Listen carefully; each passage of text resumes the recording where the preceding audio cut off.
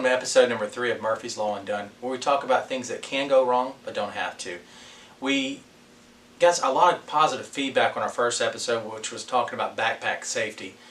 And I was reading through a lot of the comments, and it hit me that, we talked about the problem, but didn't talk about how to fix it. So today I have my wife, who has taught for 10 years on the show, and she's going to give some tips that she's learned through the course of her years as a teacher. This is my wife, Erica. Again, she's been teaching for 10 years. Erica, based on your experience as a teacher, can you offer any tips or suggestions to the parents out there for kids to lighten their backpacks? Yeah, definitely. So one of the things that I've learned is that kids carry a lot of things that they really don't need in their backpacks. A lot of the weight that they're carrying around is unnecessary. It's not what they have to have every day in their classes or what their teachers require them to have. So one of my first tips is to take a look at your kid's backpack and see if they have multiple library books in there. If your kids are avid readers, they probably do have more than one library book in their backpack. I know our daughter has 2 library books in her backpack right now, and that's great. We love for her to read. We want her to keep reading, but the reality is that she doesn't need 2 library books in her bag at school every single day. So that's one way you could take out what can actually end up being a lot of extra weight. Another thing that your kids might be carrying around that they really don't need and can actually be very heavy is a textbook. A lot of times classes or teachers will have what they call a class set of textbooks that they use in the class every day, and then they send home a home textbook and usually tell the kids to leave it in their study space at home and use it for homework and so forth. So if they're carrying that around in their backpack, it actually adds a lot of unnecessary weight. Well, I noticed with my daughter, she has all this extra paperwork or classwork. What, you need suggestions for that? Oh, gracious, yes. Kids tend not to be very good about cleaning out their old notes. And so it's a good practice to teach your kids to go through their notebooks and their binders, maybe at the end of every month or at the end of each big unit, definitely at the end of each quarter or semester, and have them take out the notes that they have finished and tested on. Their teacher probably doesn't require them to have this in there, and you can just create a little home folder for those notes in case they ever need to refer back to them.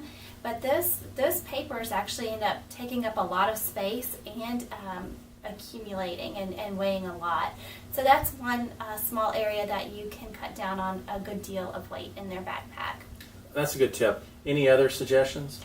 Yeah, one of the things that they like to have a lot of is extra pens and pencils, especially the girls. The girls love to have all of the colors of the rainbow in pens. The glitter pens, the calligraphy pens have been really popular, the coloring pens, all of those things. And I've seen kids with huge pencil bags just of pens and markers and so forth. So that's something that maybe they could leave in their cubby at school or in their locker. The boys like to keep all of their little Pokemon cards and their fidget spinners and whatever else little accessories that they are the current trend.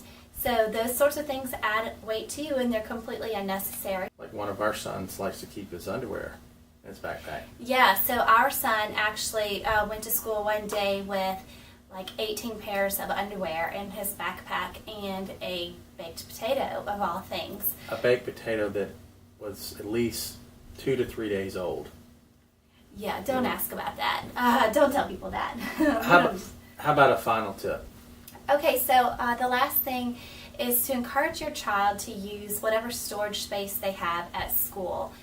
Some schools have lockers for the children to use. Most schools at least have a cubby for the children to use.